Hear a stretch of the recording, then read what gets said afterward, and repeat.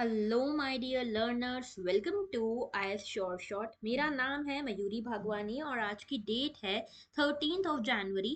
13 जनवरी के जितने भी इम्पोर्टेंट आर्टिकल्स आज द हिंदू न्यूज़पेपर में आए हैं उन सभी को एनालाइज करेंगे।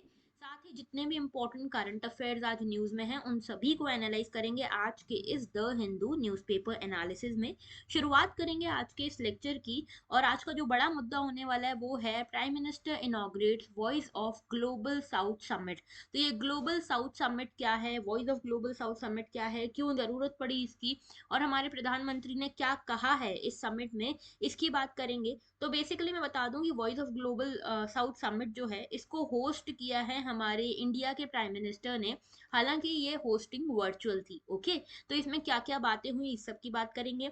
और भी कई सारे मुद्दे हैं जिन सभी के बारे में हम यहाँ पे डिटेल में डिस्कस करने वाले हैं। लेकिन उससे पहले बता दूं, सिर्फ 135 डेज बचे हैं, आपकी प्रीलिम्स की तैयारी उस हिसाब से चलनी चाहिए क्योंकि प्रीलिम्स जो है सिर्फ 135 डेज दूर है। Okay, so this is a big alert for all of you. तो बेसिकली इसी में आपकी मदद करने के लिए हम आपके लिए लेकर आए हैं यूपीएससी 2023 इन जस्ट रुपीज 23। ये एक रिवोल्यूशनरी प्रोग्राम है जिसमें हम करंट अफेयर्स को टारगेटेड फॉर्म में कवर करेंगे। साथ ही करंट अफेयर्स के साथ डेली करंट अफेयर्स क्विज होने वाली है। इसी के साथ में आप देखोगे कि डेली करंट अफेयर्स क्विज और ज्योग्राफी मैपिंग सेशंस भी आपको यहाँ पे देखने को मिलेंगे। तो ये सब कुछ आपको मिलेगा अंडर लक्ष्य प्रोग्राम। अगर आप इसको ज्वाइन करना चाहते हो तो इसकी लिंक आपको मैं कमेंट सेक्शन में दे दूंगी। और अगर इसके बारे में ज्यादा जानना चाहते हो तो यहाँ ऊपर आपको एक वीडियो लिंक ब्लिंक हो रही होगी, उस पर जाके आप इसके बारे में जान सकते हो। अच्छा, याद रखना, we are very soon closing the enrolment for this programme. तो अगर आप एनरोल करना चाहते हो तो जल्दी से जल्दी इसमें एनरोल कर लो। ओके, बढ़ते हैं आगे आज के पहले आर्टिकल की तरफ। World is in crisis and it is not clear how long it will last, says Modi. तो हमारे प्राइम मिनिस्टर जो हैं इन्होंने वॉइस ऑफ ग्लोबल साउथ ये समिट जो है इसको होस्ट किया है। और इसी में इन्होंने बोला कि भाई वर्ल्ड जो है ना एक बहुत बड़े क्राइसिस में है और ये क्लैरिटी नहीं है कि ये क्राइसिस कब खत्म होने वाला है। ये क्राइसिस कौन कौन से क्राइसिस है, कई सारे क्राइसिस अभी चल रहे हैं, जैसे एक है क्लाइमेट चेंज, दूसरा है रशिया यूक्रेन वॉर। ठीक है, इसके कारण जो ऑयल प्राइसेस की बहुत ज्यादा राइस हुआ है वो, इन्फ्लेशन बहुत ज्यादा हो रहा है, ये एक बड़ा इशू है। इसके अलावा कोविड 19 बार बार आ जाता है, बार बार चले जाता है, रिकवरी बहुत मुश्किल हो रही है। तो ये सारे मेजर इश्यूज हैं जिनको हम अभी देख रहे हैं, फेस कर रहे हैं, और हमें नहीं पता कि ये कब तक क्लियर होंगे। ओके, तो ये सारी चीजें हमारे मोदी जी ने वहां कही है। और एक बड़ी चीज जो इन्होंने कही वो ये कि 8 डिकेड्स हो गए हैं, ग्लोबल गवर्नेंस के 8 डिकेड्स हो गए हैं। और इन 8 डिकेड्स के बाद भी ग्लोबल साउथ जो है that is not contributing much into the administration and governance of the globe. Okay, तो 21st सेंचुरी आ चुकी है। 21st सेंचुरी जो पूरा जो टाइम है, जो दौर है, वो ग्लोबल साउथ का है। ठीक है, ग्लोबल साउथ से इनका मतलब क्या है, developing and under developed countries, या जो अभी डेवलपिंग की तरफ जा रही हैं वो कंट्रीज की यहाँ पे बात हो रही है। तो अंडर डेवलप्ड या डेवलपिंग कंट्रीज जो है वो ग्लोबल साउथ है। और ग्लोबल साउथ का ही ये दौर आने वाला है।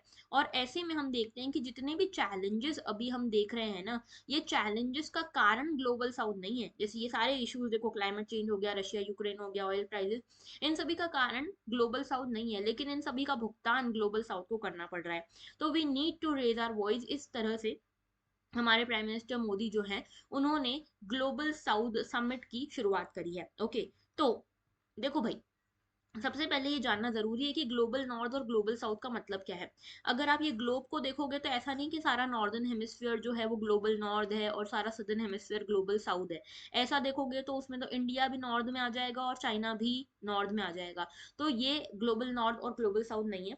ग्लोबल नॉर्थ और ग्लोबल साउथ क्या है, ग्लोबल नॉर्थ का मतलब है developed countries, majorly developed world है। USA, Canada, Europe, Russia, Australia, New Zealand, ये सब ग्लोबल नॉर्थ में आते हैं, वेल्दी कंट्रीज। ग्लोबल साउथ जो है वो वाली कंट्रीज है जो डेवलपिंग है या फिर अंडर डेवलप्ड है। ओके। तो एशिया की कंट्रीज, अफ्रीका की, साउथ अमेरिका की कंट्रीज, ये सब ग्लोबल साउथ में आती हैं। ठीक है, ये क्लासिफिकेशन जो था ये बेसिकली सिमिलैरिटीज के बेसिस पे हुआ था, वेल्थ की सिमिलैरिटीज, एजुकेशन की, हेल्थ केयर, इन सभी के सिमिलैरिटीज के बेसिस पे ये क्लासिफिकेशन किया गया था। लेकिन अब देखो ये समझना जरूरी है कि आज के टाइम पे इतना स्ट्रिक्ट क्लासिफिकेशन है नहीं, क्योंकि चाइना और इंडिया भी काफी बड़ी इकोनॉमीज बन चुके हैं। तो अगर आप इस डेफिनेशन से जाओगे तो ये तो फिर ग्लोबल साउथ में फिट नहीं होते, लेकिन अभी भी हम ये जो आइडियोलॉजी है वो यही यूज करते हैं, ग्लोबल नॉर्थ और ग्लोबल साउथ वाली यही टर्मिनोलॉजी यूज करते हैं। इसी के अलावा कुछ और कैटेगराइजेशन भी हुआ है वर्ल्ड का, जैसे आप जानते होंगे first world, second world, third world countries के बारे में, इसका आप बार बार सुनते होंगे। तो यहाँ पे फर्स्ट वर्ल्ड कंट्रीज कौन सी हैं? ये देखो, ये बात हो रही है वर्ल्ड वॉर 2 के बाद की। ओके, वर्ल्ड वॉर 2 के बाद जो कोल्ड वॉर एरा चल रहा था, उस टाइम पे आपने देखा होगा कि दो ब्लॉक्स थे हमारे पूरे वर्ल्ड में, दो ब्लॉक्स थे। एक साइड पे था यूएस और दूसरे साइड पे था यूएसएसआर। ओके, तो यूएस जो था वो कैपिटलिस्ट कंट्री था, और यूएसएसआर जो था ये हमारा कम्युनिस्ट कंट्री था। ओके, तो वो सारी कंट्रीज जो यूएस की तरफ अलाइन कर रही थी उन्हें हम फर्स्ट वर्ल्ड कंट्रीज कहते हैं। वो सारी कंट्रीज जो यूएसएसआर और उसकी आइडियोलॉजी की तरफ अलाइन कर रही थी उनको हम सेकेंड वर्ल्ड कंट्रीज कहते हैं। और वो कंट्रीज जो दोनों की तरफ ही अलाइन नहीं कर रही थी, जो नॉन अलाइंड रही, उनको हम थर्ड वर्ल्ड कंट्रीज कहते हैं। इसका काफी कुछ लेना देना डेवलपमेंट से भी है, जैसे फर्स्ट वर्ल्ड और सेकेंड वर्ल्ड काफी डेवलप्ड है, सबसे ज्यादा डेवलप्ड फर्स्ट वर्ल्ड है, फिर सेकेंड वर्ल्ड आता है, और उसके बाद आता है थर्ड वर्ल्ड। ये एक माना जाता है, इस तरह से काम होता है। वैसे ही हम ग्लोबल वेस्ट और ग्लोबल ईस्ट की भी बात करते हैं। ठीक है, ग्लोबल वेस्ट यानी कि वेस्टर्न कंट्रीज वो कंट्रीज हैं जो ज्यादा डेवलप्ड हैं, और ग्लोबल ईस्ट में आती है डेवलपिंग कंट्रीज। ओके, वैसे ही एक हम बात करते हैं कोर कंट्रीज की और पेरिफेरल कंट्रीज की। कोर कंट्रीज वो हैं जिनसे पूरा वर्ल्ड की इकोनॉमी वगैरह चल रही है, जो जिनके पास सारी तरह की रिसोर्सेज, सारी तरह की टेक्नोलॉजी है, जैसे यूएस हो गया, यूके हो गया, जापान हो गया, ये कोर कंट्रीज हैं। पेरिफेरल वो हैं जो एकदम बाउंड्री पे लाई कर रही हैं, जो लेस डेवलप या लीस्ट डेवलप्ड कंट्रीज हैं, ये सारी पेरिफेरल है। इनके बीच में आती सेमी पेरिफेरल कंट्रीज भी, जैसे कि इंडिया हो गया, that is a semi peripheral country. ठीक है, ब्राजील हो गया, ये सेमी पेरिफेरल कंट्री है। ओके, तो ये हमारे क्लासिफिकेशन है। बात करते हैं आगे। अभी देखो कुछ चैलेंजेस हैं ग्लोबल साउथ के सामने।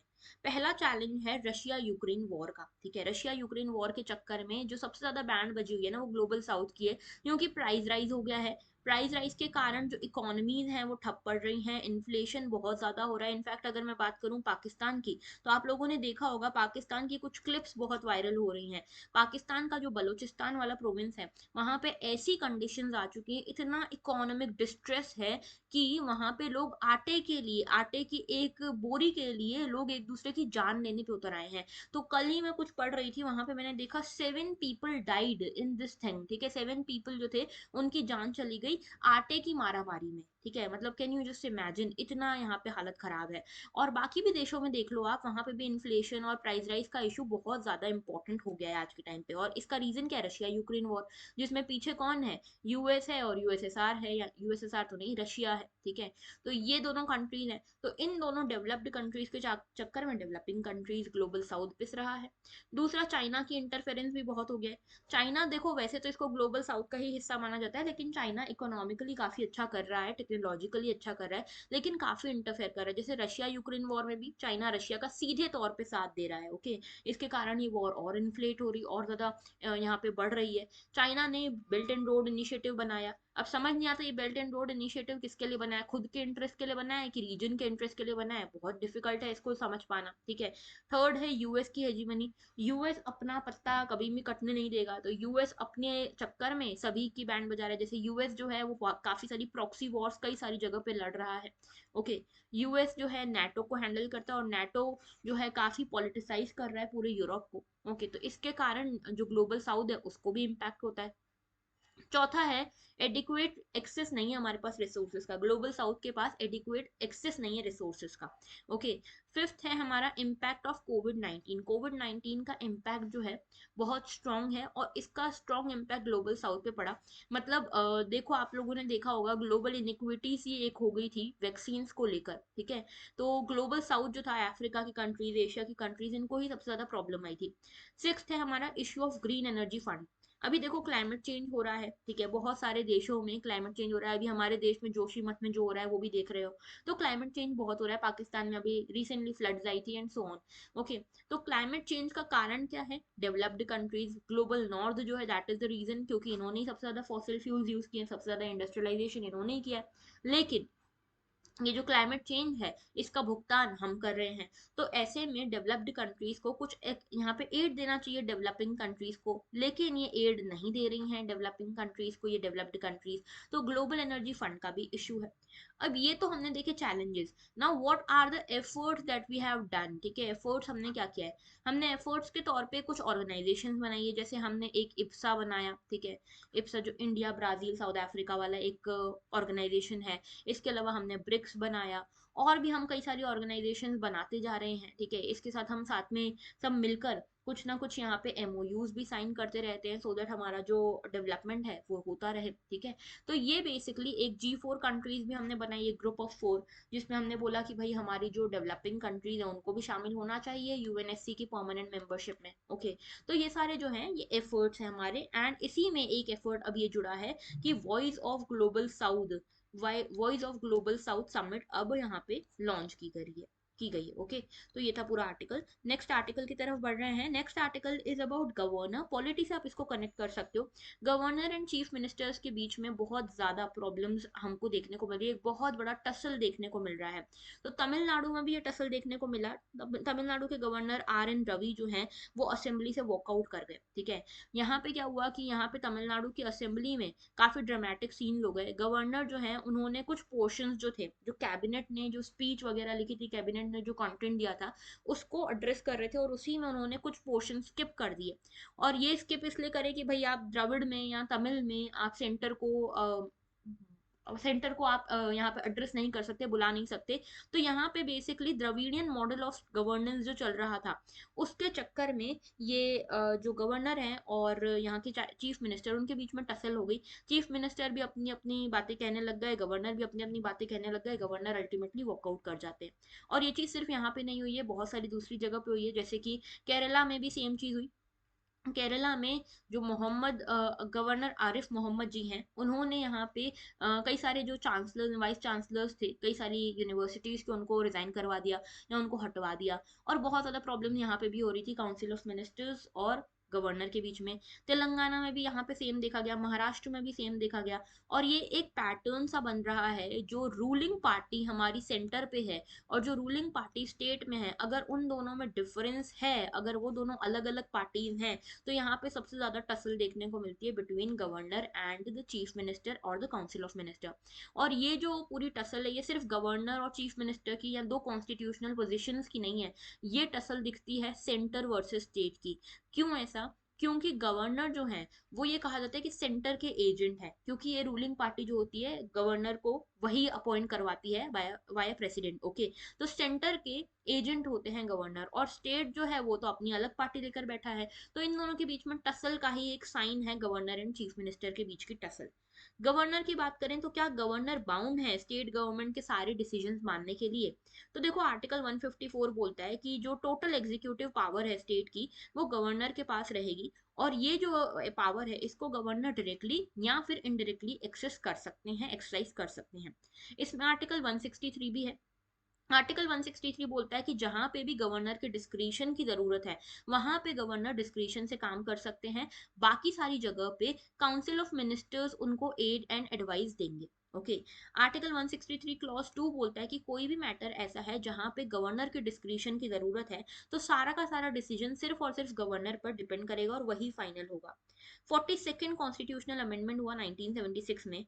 इसमें बोला गया कि जो मिनिस्टर की एडवाइस है, मिनिस्टर्स की काउंसिल ऑफ मिनिस्टर्स की जो एडवाइस है वो बाइंडिंग रहेगी प्रेसिडेंट के ऊपर, लेकिन गवर्नर के बारे में कुछ नहीं कहा गया।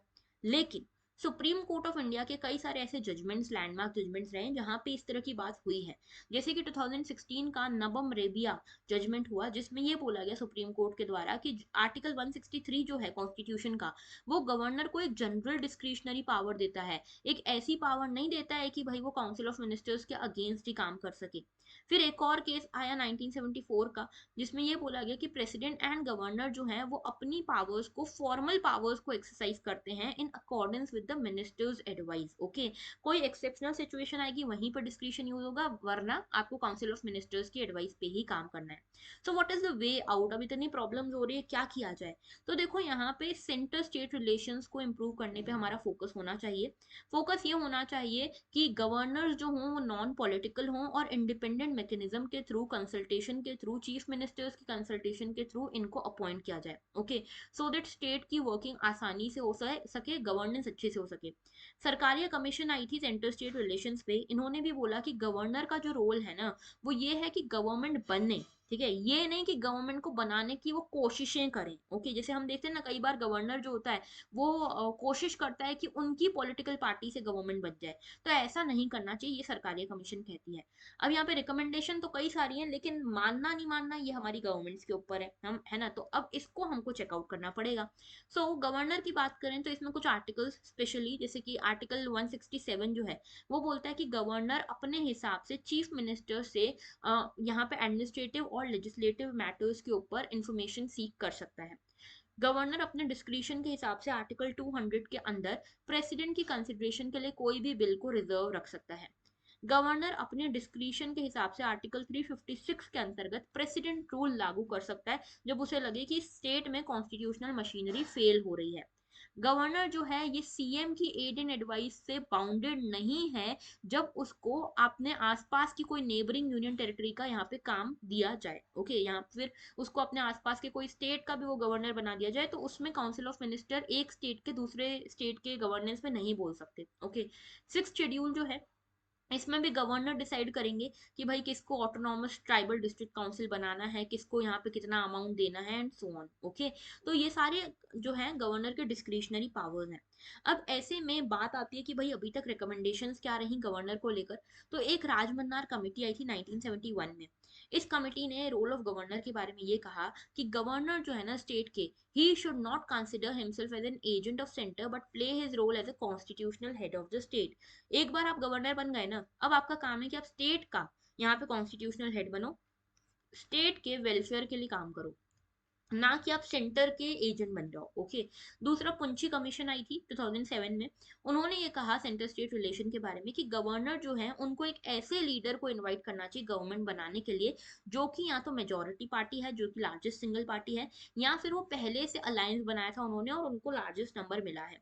ठीक है, और यहाँ पे अगर ऐसी कोई भी पार्टी नहीं होती है तो गवर्नर फिर उस हिसाब से आगे काम करेंगे। तो बेसिकली गवर्नर का जो पूरा यहाँ पे वर्किंग है ना, उस गवर्नर की वर्किंग को आसान करने के लिए ये कमिटीज आई थी और इन्होंने ये रिकमेंडेशन दिए है। ओके, बढ़ते हैं आगे। एक और आर्टिकल हमारा आज पॉलिटी से संबंधित है। ठीक है, क्वेश्चन जो है आर्टिकल जो है that is about under constitution law declared by the supreme court is binding on all. Context ये है कि हमारे वाइस प्रेसिडेंट, ठीक है, वाइस प्रेसिडेंट जी जो है हमारे जगदीप धनखड़ साहब, उन्होंने अभी रिसेंटली एक बयान दिया, बहुत ही कंट्रोवर्शियल सा बयान था ये। ठीक है, और उन्होंने कहा कि भाई जो जुडिशरी है, जुडिशरी कई बार अपनी वन मैनशिप दिखाती है, वन अपमैनशिप दिखाती है, अपनी मन मर्जी जुडिशरी चलाता है। ठीक है, जुडिशरी ने हर चीज को अपने हिसाब से कर रखा है। ठीक है, जुडिशरी के सामने गवर्नमेंट कुछ नहीं कह पाता एंड सो ऑन। इन्होंने कई सारी कंट्रोवर्शियल बातें करी। इसका कॉन्टेक्स्ट इन्होंने इससे लिया कि जो गवर्नमेंट है, गवर्नमेंट ने डिसाइड किया था कि जुडिशियल अपॉइंटमेंट्स करने के लिए नेशनल जुडिशियल अपॉइंटमेंट कमीशन बनाया जाए, एनजेएसी बनाया जाए। ओके, ये एनजेएसी में गवर्नमेंट के भी लोग होंगे और साथ में जुडिशरी के भी लोग होंगे, अपोजिशन के भी लोग होंगे, ये सब मिलकर जुडिशियल अपॉइंटमेंट्स करेंगे। तो गवर्नमेंट ने ये यहाँ पे प्रॉपर एक अमेंडमेंट भी पास करी, अमेंडमेंट पास करके इन्होंने कॉन्स्टिट्यूशनल अमेंडमेंट पास करी और अमेंडमेंट पास करके इन्होंने बोला कि भाई ऐसा एनजेएसी आना चाहिए। लेकिन इस एनजेएसी को बिल्कुल स्ट्राइक डाउन कर दिया सुप्रीम कोर्ट ने। सुप्रीम कोर्ट ने बोला बिल्कुल गलत बात है, एनजेएसी कुछ नहीं चाहिए, हमको तो यहाँ पे इंडिपेंडेंट रहना है, जुडिशरी को इंडिपेंडेंट रहना है। तो जुडिशरी जो है वो इंडिपेंडेंट रहेगी कॉलेजियम के थ्रू, यानी कि जो सुप्रीम कोर्ट है उसी के टॉप मोस्ट जो मेंबर्स हैं वही कॉलेजियम बनाएंगे और वही अपॉइंटमेंट करेंगे जुडिशियल अपॉइंटमेंट्स। तो इसी कॉन्टेक्स्ट में यहाँ पे हमारे वाइस प्रेसिडेंट जी ये कह रहे थे कि भाई गवर्नमेंट की तो कोई सुन ही नहीं रहा, सब कुछ जुडिशरी अपने हिसाब से चलाना चाह रही है। तो ये जो पब्लिक क्रिटिसिज्म वाइस प्रेसिडेंट ने किया in the context of NJAC judgement, ये काफी कॉन्स्टिट्यूशनल अथॉरिटी के ऊपर क्वेश्चन खड़ा करता है। ओके, क्वेश्चन किस तरह का? क्वेश्चन इस तरह का क्या कि जुडिशरी के पास क्या ये हक है कि वो लॉ बना सके? तो सुप्रीम कोर्ट ने ये बोला कि भाई आर्टिकल 141 जो है ना, ये बोलता है, कॉन्स्टिट्यूशन का आर्टिकल 141 ये मैंडेट करता है कि जो भी लॉ सुप्रीम कोर्ट ने डिक्लेयर किया है वो बाइंडिंग होगा सभी दूसरी कोर्ट्स और इनफैक्ट सुप्रीम कोर्ट के ऊपर भी। तो यहाँ पे अगर एनजेएसी जजमेंट आया, अगर सुप्रीम कोर्ट की 9 जज बेंच ने मिलकर ये बोला कि एनजेएसी को हम स्ट्राइक डाउन करते हैं, हम कॉलेजियम लेकर आएंगे, और यहाँ पे अगर इस तरह का कोई लॉ बनाया गया है जुडिशरी के द्वारा, तो यहाँ पे जुडिशरी खुद, सुप्रीम कोर्ट खुद इसको यहाँ पे मना नहीं कर सकती, इनवैलिडेट नहीं कर सकती। अगर पार्लियामेंट को इससे तकलीफ है तो पार्लियामेंट अपना अलग से कोई लॉ लेकर आए जुडिशियल अपॉइंटमेंट को लेकर, लेकिन उसका भी जुडिशियल रिव्यू तो होगा, क्योंकि judicial review is the feature of basic structure of our constitution. Okay, तो यहाँ पे मिस्टर धनखड़ के जो ये आरोप थे कि भाई यहाँ पे आपने केशवानंद भारती जजमेंट में भी अपने हिसाब से बेसिक स्ट्रक्चर में ये बोल दिया कि भाई जुडिशियल रिव्यू तो बहुत इंपॉर्टेंट है। हमारी जो आर्टिकल 368, आर्टिकल 368 किससे रिलेटेड है? अमेंडमेंट से, अमेंडमेंट, कॉन्स्टिट्यूशनल अमेंडमेंट से। तो यहाँ पे जगदीप धनखड़ साहब ने कहा कि आर्टिकल 368 में भी आपने यहाँ पे बोला कि जो अमेंडमेंट पावर है वो पावर नहीं है, वो सिर्फ प्रोसीजर है, तो ये तो गलत बात है। ठीक है, तो यहाँ पे सुप्रीम कोर्ट ने बोला कि भाई केशवानंद भारती वर्डिक्ट जो था उसमें हमने बोला कि जुडिशियल रिव्यू जो है वो बेसिक स्ट्रक्चर डॉक्ट्रिन के अंतर्गत आता है, लेकिन हमने ये नहीं बोला कि भाई हम उससे पार्लियामेंट्री सॉवरेनिटी को हम हिंडर करना चाहते हैं या फिर इस तरह का कुछ। हम यहाँ पे चेक्स एंड बैलेंस मेंटेन करना चाहते हैं बस। तो देखो एक चीज आप लोगों को पता होना चाहिए, सेपरेशन ऑफ पावर का प्रिंसिपल आपने सुना होगा। सेपरेशन ऑफ पावर क्या कहता है? हमारे कॉन्स्टिट्यूशन में 3 पार्ट्स बताए गए हैं गवर्नमेंट के, लेजिस्लेचर, एग्जीक्यूटिव एंड जुडिशरी। ये लेजिस्लेचर का काम होता है लॉज बनाना, एग्जीक्यूटिव का काम होता है लॉज को एग्जीक्यूट करना, और जुडिशरी का काम होता है चेक करना कि कहीं कुछ भी कॉन्स्टिट्यूशन के अगेंस्ट तो नहीं हो रहा। ठीक है, तो यहाँ पे इन तीनों के अलग अलग काम है, लेकिन कई बार देखने को मिलता है कि ये आपस में एक दूसरे के ऊपर चेक्स एंड बैलेंस रखते हैं कि कहीं लेजिस्लेचर अपने हिसाब से ही तो काम नहीं कर रहा, एग्जीक्यूटिव कहीं अपने हिसाब से ही तो काम नहीं कर रहा, जुडिशरी कहीं अपने हिसाब से ही तो काम नहीं कर रहा। तो इसके लिए चेक्स एंड बैलेंस की जरूरत है कि आपस में ये चेक्स एंड बैलेंस रखें और कुछ भी कॉन्स्टिट्यूशन के अगेंस्ट ना हो पाए, कुछ भी गलत ना हो पाए। और इसीलिए इसी सेपरेशन ऑफ पावर को मेंटेन करने के लिए जुडिशरी कह रहा है कि हमने केशवानंद भारती केस में ये कहा कि हमारा एक बेसिक स्ट्रक्चर होगा जिसको आप वायलेट नहीं कर सकते, कॉन्स्टिट्यूशन के बेसिक स्ट्रक्चर को आप वायलेट नहीं कर सकते। इनफैक्ट यही चीज हमारे चीफ जस्टिस ने 1952 में कही थी, जो चीफ जस्टिस पतंजलि शास्त्री जी जो थे, उन्होंने 1952 में कहा था कि जुडिशियल रिव्यू जो है ये इसीलिए किया जाता है सो दैट लेजिस्लेचर की जो अथॉरिटी है, उन्होंने कहीं अपनी अथॉरिटी को बहुत ज्यादा एक्सटेंड तो नहीं कर दिया या कोई गलत लॉ तो नहीं बनाया, सिर्फ इसको चेक करने के लिए। हमारा ये कोई इंटेंशन नहीं है कि हम आपकी पावर्स को कम करें या हम आपके ऊपर जबरदस्ती एक वॉच रखें। देखो ये जो चीज है ना, ये डिबेट आपको हमेशा देखने को मिलेगी, आप अगर पॉलिटी पढ़ोगे ढंग से तो, कि जुडिशरी वर्सेस गवर्नमेंट, ये आपको हमेशा देखने को मिलेगा। इनफैक्ट आज भी आप कई बार ये देख पाओगे कि यहाँ पर टसल चलती रहती है। आपने देखे होंगे कई सारे वायरल वीडियोस जहाँ पे जो जजेस होते हैं वो बहुत बुरी तरह से डांट देते हैं, लताड़ लगा देते हैं मिनिस्टर्स को या फिर जो डीएम वगैरह हैं उनको। तो डीएम वगैरह क्या है, ये गवर्नमेंट को रिप्रेजेंट कर रहे हैं और जजेस जुडिशरी को रिप्रेजेंट कर रहे हैं। ओके, तो यहाँ पे एनजेएसी में ये कहा गया कि 42nd कॉन्स्टिट्यूशनल अमेंडमेंट आया जिसमें इमरजेंसी पीरियड हुआ था। ओके, और इसमें हमने देखा कि यहाँ पे कुछ कॉन्स्टिट्यूशन अमेंडमेंट को लेकर बातें हुई थी। तो जो हमारा केशवानंद भारती केस था और उसके बाद के जो केसेस थे उसमें ये बोल दिया गया कि आर्टिकल 368 जो है ना, वो सिर्फ प्रोसेस बताता है अमेंडमेंट की, वो आपको पावर नहीं दे रहा है, पार्लियामेंट को एकदम आर्बिट्रेरी पावर नहीं देता कि आप जैसे चाहो वैसे कॉन्स्टिट्यूशन को अमेंड कर सकते हो। तो बेसिक स्ट्रक्चर के ऊपर यहाँ पे बात हो रही कॉन्स्टिट्यूशन के। ओके, तो देखो सबसे पहले कॉलेजियम और एनजेएसी की ये पूरी बात है, तो है क्या? कॉलेजियम क्या है? एक फोरम है जो अपॉइंटमेंट्स को डिसाइड करता है कि किसको अपॉइंट करना है सुप्रीम कोर्ट में, हाई कोर्ट में। एनजेएसी क्या है? एनजेएसी एक स्टेचुटरी बॉडी था जिसने ये बोला कि हम कॉलेजियम को रिप्लेस करेंगे। तो कॉलेजियम में सिर्फ जुडिशरी के मेंबर्स होने वाले थे, एनजीएसी में जुडिशरी प्लस गवर्नमेंट के मेंबर्स होने वाले थे।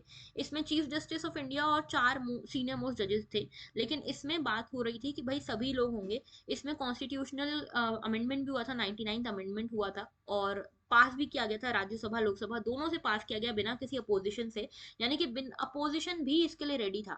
और अपोजिशन हो या अपोजिशन हो या रूलिंग पार्टी हो, कोई भी हो, जो भी यहाँ पे एमपीज एंड एमएलएज बैठे हैं, स्पेशली अगर एमपीज की बात कर रही हूँ, तो ये एमपीज कैसे पहुंचे हैं वहां पे? पहुंचे ये पब्लिक मैंडेट के थ्रू कि लोग जो है, लोग ये चाहते हैं कि वो उनको रिप्रेजेंट करेंगे एमपीज, और ये एमपीज खुद बोल रहे हैं बिना किसी अपोजिशन के कि एनजेएसी आना चाहिए। यानी कि पब्लिक मैंडेट है ना, पब्लिक चाहती है कि एनजेएसी आए।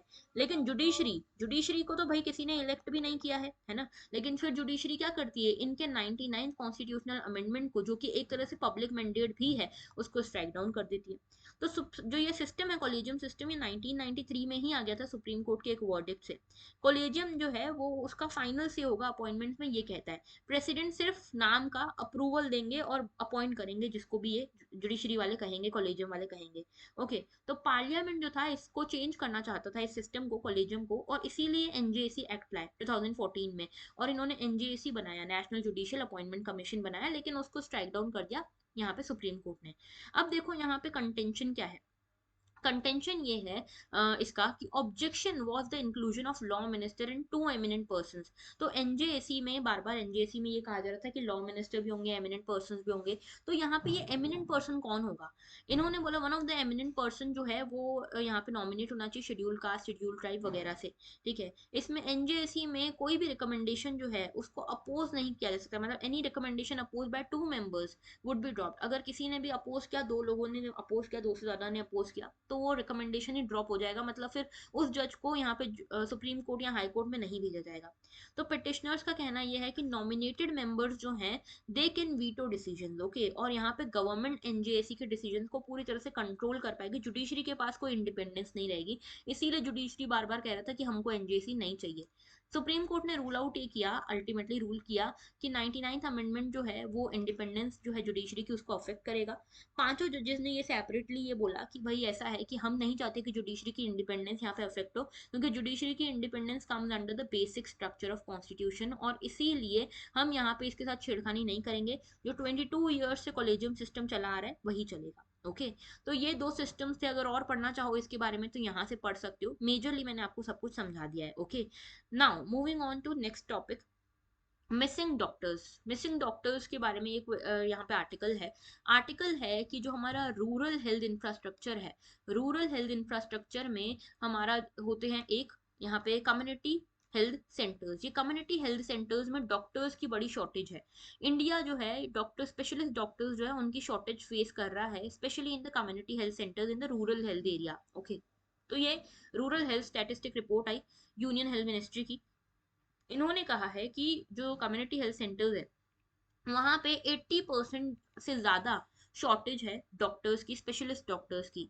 तो कॉमन हेल्थ सेंटर्स क्या है भाई, 30 bed block level health facilities होती हैं यहाँ पे, जो कि मेजरली यहाँ पे surgery, gynaecology, paediatrician, general medicine, ये सारी फैसिलिटीज आपको इस कम्युनिटी हेल्थ सेंटर में मिलती है। रिपोर्ट ये बताती है कि यहाँ पे लगभग 83% जो कमी है that is of the surgeons. उसके अलावा ऑब्स्टेट्रिशियन और गायनेकोलॉजिस्ट जो फीमेल डॉक्टर्स होती हैं, जो फीमेल इश्यूज होते हैं, सेक्सुअल इश्यूज होते हैं, और स्पेशली जो डॉक्टर्स जो प्रेगनेंसी वगैरह वाली चीजें देखते हैं, उनकी यहाँ पे कमी है। इसके अलावा फिजिशियंस की, पीडियाट्रिशियंस की कमी है। ओके, तो कॉमन हेल्थ सेंटर, कॉमन नहीं, कम्युनिटी हेल्थ सेंटर्स जो हैं हमारे देश में, लगभग 6000 से ज्यादा कम्युनिटी हेल्थ सेंटर्स हैं जो रूरल हेल्थ को ध्यान में रखते हैं, रूरल हेल्थ को संभालते हैं। तो आप देखोगे तो 2022 में अभी भी इतनी लैकिंग है हमारे देश में। ओके, इतना जो लैकिंग है that is in are rural health sector. तो इसकी बात करें अगर, तो रूरल हेल्थ केयर सिस्टम की अगर बात करें तो आप देखोगे सबसे निचले लेवल पे आपको सब सेंटर्स मिलते हैं, जो कि मोस्ट पेरिफेरल कांटेक्ट पॉइंट होते हैं। किसी भी पर्सन को अगर रूरल एरिया में कोई प्रॉब्लम है, कोई दिक्कत है, तो वो यहाँ पे इस सब सेंटर में जा सकता है। इस सब सेंटर में जाके वो यहाँ पे ट्रीटमेंट ले सकता है, प्राइमरी हेल्थ केयर उसको मिल जाएगा। और ये जो है यहाँ पे याद रखना कि जो प्राइमरी हेल्थ केयर मिलता है, ये मिलता है mostly from the anganwadi workers, from the Asha workers और सो ऑन। ठीक है, तो यहाँ पे एकदम एमबीबीएस कोई डॉक्टर नहीं होता। ठीक है, एमबीबीएस डॉक्टर्स डायरेक्टली नहीं होते। प्राइमरी हेल्थ केयर सेंटर जो होता है यहाँ पे 4 से 6 सब सेंटर्स जो हैं वो इसके अंतर्गत आते हैं।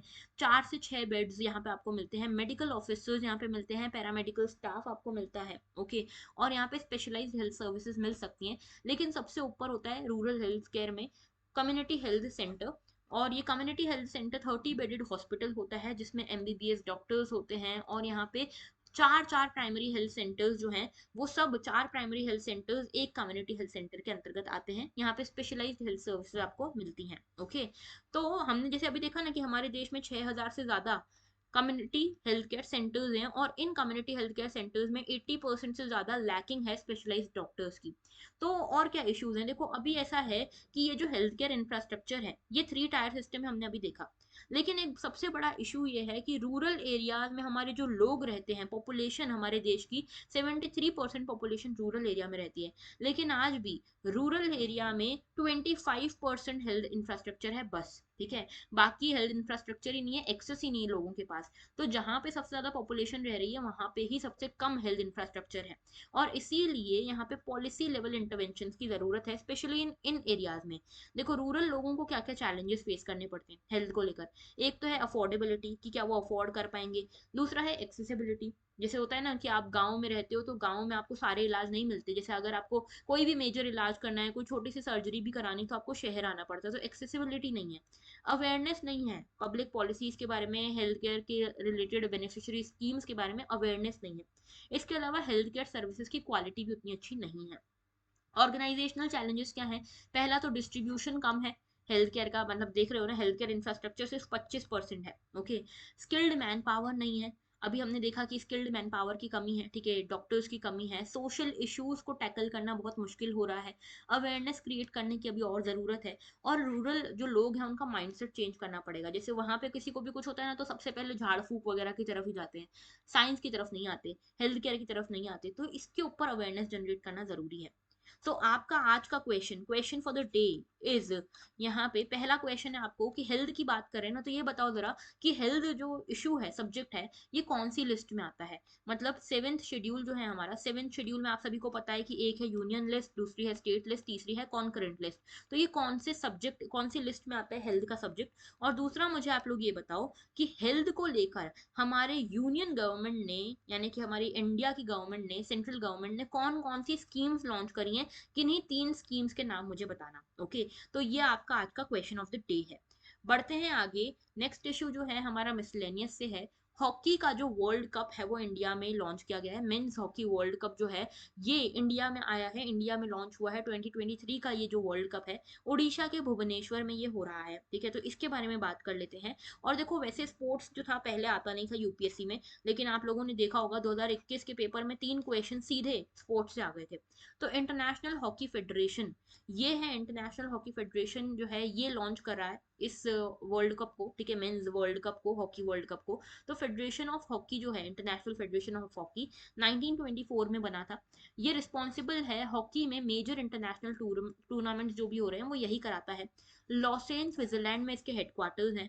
और साथ में ये इंटरनेशनल ओलंपिक कमिटी जो है इसके द्वारा रिकॉग्नाइज्ड बॉडी है ये। तो हॉकी से रिलेटेड जितने भी गवर्नेंस इश्यूज होते हैं, गवर्निंग की जरूरत होती है पॉलिसी मेकिंग की, वो यही करती है। ओके, अच्छा, बात करें इस वर्ल्ड कप की, तो ये हॉकी का जो वर्ल्ड कप है, आप सोचोगे तो आपको आश्चर्य होगा कि इंडिया और पाकिस्तान ने मिलकर इसको शुरू किया था, ठीक है। सबसे पहले इन दोनों के दिमाग में ये आइडिया आया कि हॉकी का एक वर्ल्ड कप हमारे पूरे ग्लोब में होना चाहिए, ओलंपिक से बाहर। तो इन्होंने इंटरनेशनल हॉकी फेडरेशन बनाया 1969 में। ओके, इंडिया और पाकिस्तान ने बनाया, लेकिन फिर भी इंडियन सब कॉन्टिनेंट में हॉकी का कोई वर्ल्ड कप हुआ ही नहीं शुरू के 13 सालों तक। ओके, लगभग 4 एडिशन हो गए, कोई वर्ल्ड कप इंडियन सब कॉन्टिनेंट में, मतलब इंडिया के आसपास के देशों में भी नहीं हुआ। फर्स्ट एडिशन जो था 1971 में हुआ, और इस एडिशन में पाकिस्तान जीता स्पेन को हरा के। इसके बाद यहाँ पे 1971 में पाकिस्तान में होने वाला था ये मैच जो है वर्ल्ड कप, लेकिन नहीं हुआ, स्पेन में हुआ। 1975 में इंडिया में होने वाला था ये वर्ल्ड कप, नहीं हुआ, मलेशिया में हुआ। ओके, इसके अलावा इनिशियल जो एडिशंस थे वो 2-2 सालों में हुआ करते थे, लेकिन 1982 के बाद यही जो टूर्नामेंट है हर 4 साल में एक बार होता है। पाकिस्तान जो था 1971 में पहली बार जो वर्ल्ड कप हुआ था उसमें पाकिस्तान जीता था स्पेन को हरा के। और लास्ट वर्ल्ड कप जो हुआ था वो 2018 में हुआ था, वो भी भुवनेश्वर उड़ीसा में ही हुआ था। और ये जो है इसमें जीता था बेल्जियम, हमारे नीदरलैंड्स को हरा के। ओके, और अब फिर से second time consecutively, second time हमारे इंडिया में भुवनेश्वर उड़ीसा में ही ये वर्ल्ड कप प्लान आउट किया गया है 2023 का, men's hockey world cup. Okay, बढ़ते हैं आगे। नेक्स्ट हमारा जो इशू है that is about an editorial, और ये एडिटोरियल जो है हमारे फर्स्ट इशू जो हमने डिस्कस किया ना, वॉइस ऑफ ग्लोबल साउथ, उससे रिलेटेड है, इंटरनेशनल रिलेशन से रिलेटेड है। अनसर्टनिटी की बात हो रही है, पूरे साल में क्या क्या अनसर्टनिटी हम देखने वाले हैं। तो देखो अभी जो है ना जियो पॉलिटिक्स काफी अनसर्टेन हो गया है। 2022 के बाद जब से 2023 आया है तब से अनसर्टनिटी का दौर भी आ गया है। जैसे एक तो है Russia Ukraine war. Russia Ukraine war अपने आप में सबसे बड़ी अनसर्टनिटी है। सबसे बड़ा पॉपुलेशन शिफ्ट हमने देखा यहाँ पे रशिया यूक्रेन वॉर के दौरान। इसी के साथ सबसे बड़ा आश्चर्य हमको इस बात पे हुआ कि यूक्रेन जो है इतना तगड़े तरीके से लड़ेगा रशिया के अगेंस्ट, और इतना खतरनाक एक्सट्रीम डिस्प्ले करेगा नेशनलिज्म का, ये भी एक मेजर चीज थी। तीसरी चीज जो हमने देखी कि यूएस और नेटो जो है वो मिलकर फिर से अपनी हेजिमनी डेवलप करना चाह रहे हैं अगेंस्ट रशिया, और इसी से रशिया भड़का और ये सब चीजें हुई।